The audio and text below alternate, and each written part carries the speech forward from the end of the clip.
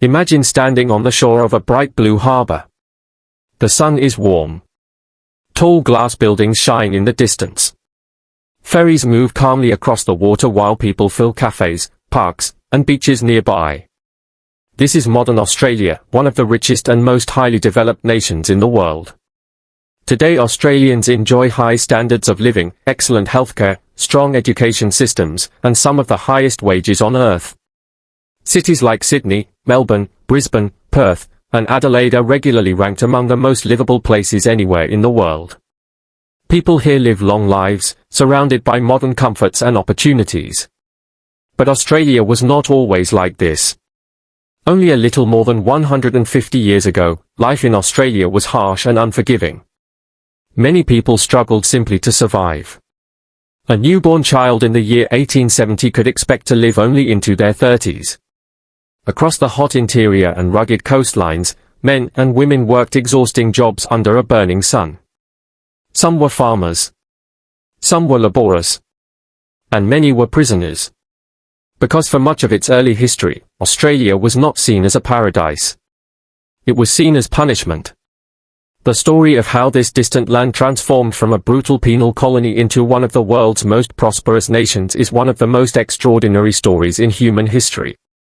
But long before Europeans ever arrived, Australia already belonged to another people. For nearly 65,000 years, the continent had been home to the ancestors of today's Aboriginal Australians. During the end of the last ice age, early humans journeyed south from Southeast Asia and crossed into this enormous landmass. Over thousands of generations, they spread across deserts, forests, mountains, and coastlines. From the tropical north near the Torres Strait Islands to the cold southern lands of Tasmania, hundreds of Aboriginal nations developed their own cultures, languages, and territories. More than 500 tribal groups existed across the continent. They hunted, traded, told stories, and lived according to traditions that stretched back thousands of years. For countless generations, life continued in much the same way.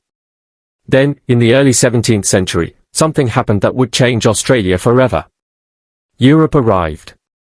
Across Europe, the age of discovery was transforming the world.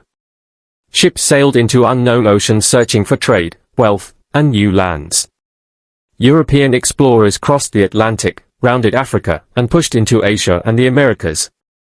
At the same time, scholars began discussing an old theory.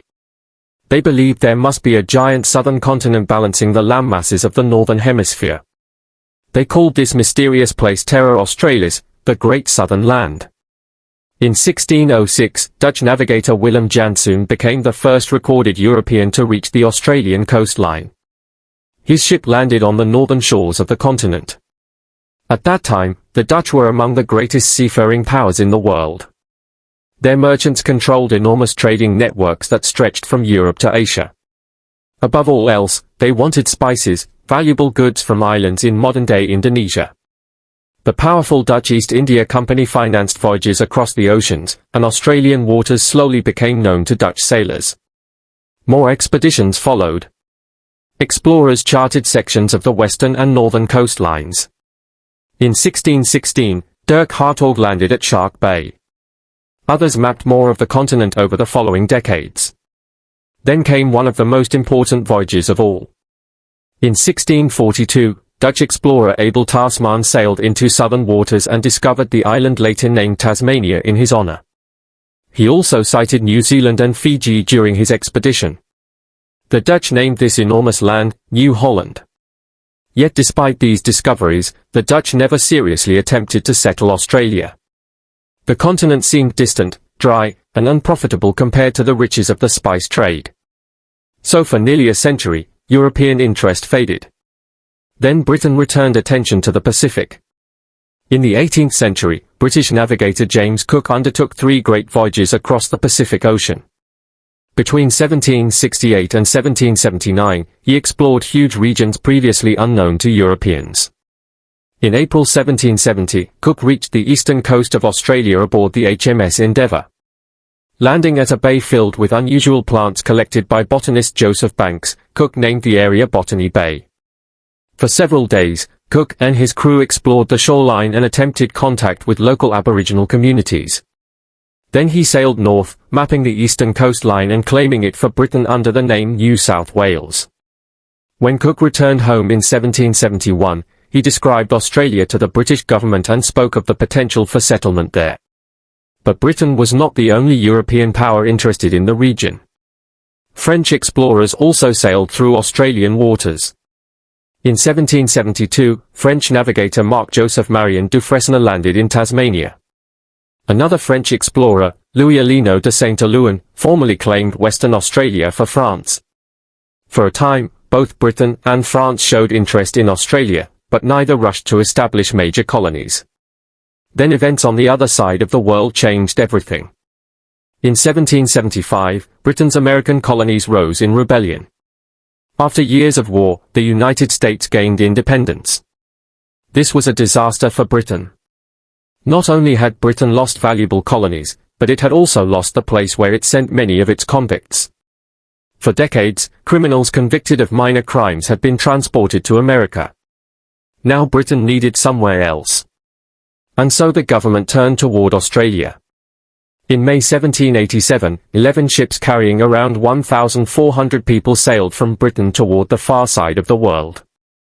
This fleet included convicts, sailors, soldiers, and officials. Months later, in January 1788, they arrived at Botany Bay.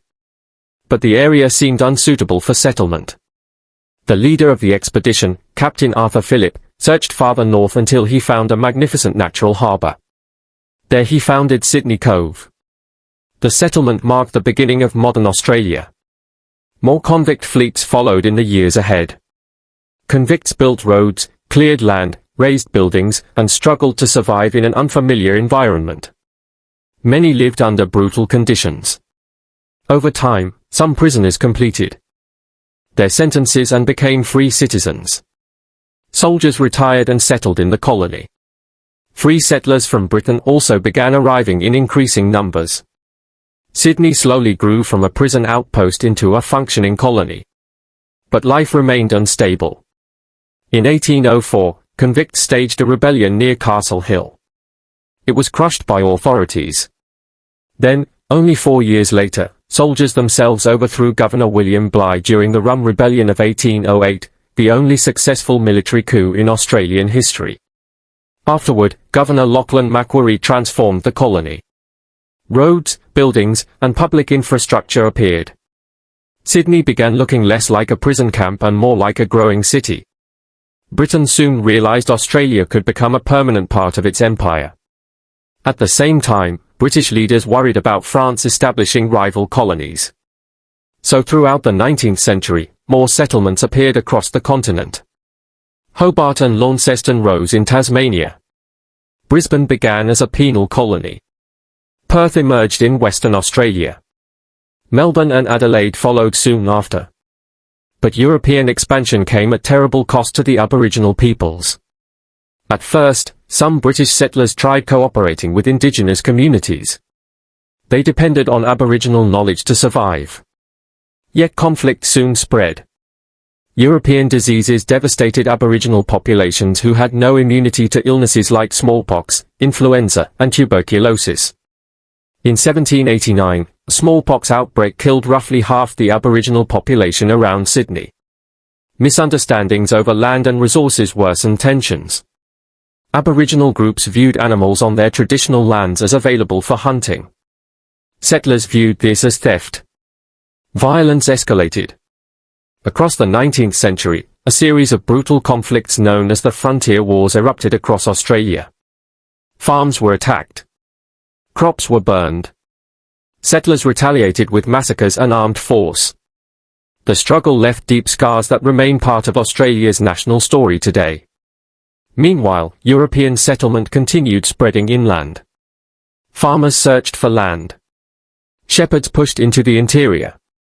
Migrants arrived not only from Britain and Ireland but also from Germany, Italy, and elsewhere in Europe. Then came the discovery that transformed Australia forever. Gold. In 1851, prospector Edward Hargreaves discovered gold near Bathurst in New South Wales. News exploded across the world. Within a decade, Australia's population nearly tripled. Thousands of people poured into the colonies from Britain, America, China, and Europe hoping to strike it rich.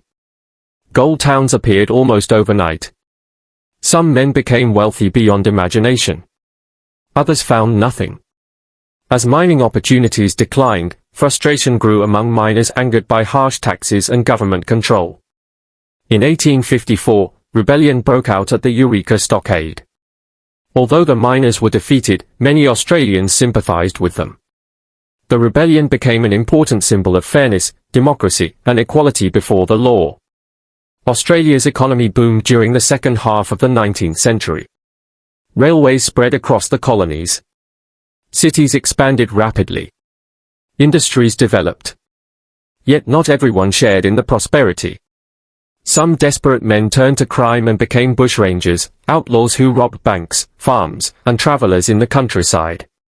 Among them, none became more legendary than Ned Kelly.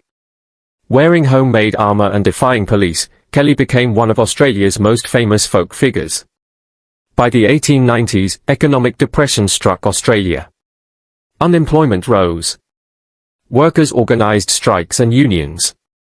At the same time, many Australians began thinking of themselves less as separate colonies and more as one people. On January 1, 1901, the colonies united to form the Commonwealth of Australia. Edmund Barton became the nation's first Prime Minister. But the new country carried deep contradictions. One of its earliest laws was the White Australia policy, designed to restrict non-European immigration. It aimed to preserve Australia as a predominantly white British society. As the 20th century began, Australia still remained closely tied to Britain. Then the First World War erupted. Australian troops fought alongside soldiers from New Zealand in the famous Anzac Forces. In 1915, they landed at Gallipoli in the Ottoman Empire. The campaign became a disaster. Thousands died. Yet Gallipoli also shaped Australia's national identity. Courage, endurance, and sacrifice became central parts of the Anzac legend. By the war's end in 1918, over 60,000 Australians had been killed. The years between the wars brought both hardship and achievement. Australia suffered during the Great Depression of the 1930s. Yet during those difficult times, Australians celebrated heroes like cricketer Don Bradman and the racehorse Phar Lap. Then came another world war. When the Second World War began in 1939, Australian troops once again fought beside Britain. But this time the war reached Australia itself. Japanese aircraft bombed Darwin and northern towns. Enemy submarines entered Sydney Harbour. The threat shocked Australians. During the war, Australia grew much closer to the United States, whose forces fought alongside Australians across the Pacific.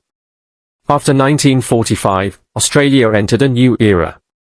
Millions of immigrants arrived from war-torn Europe seeking better lives.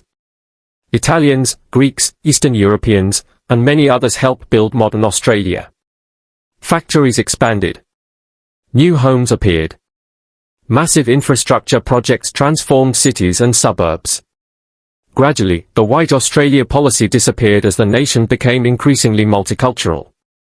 At the same time, Australians began confronting the darker parts of their history. Greater attention focused on the treatment of Aboriginal peoples and the injustices they had suffered since colonisation. Movements for reconciliation and Indigenous rights grew stronger. Modern Australia also developed powerful cultural symbols. In 1973, the stunning Sydney Opera House officially opened, becoming one of the world's most recognisable buildings.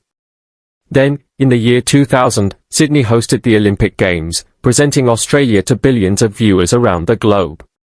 Today, Australia stands as one of the world's great success stories.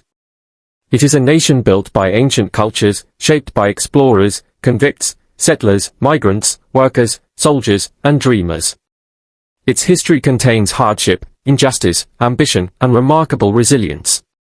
From isolated penal colonies carved into the wilderness to thriving modern cities beside the sea, Australia's journey has been extraordinary.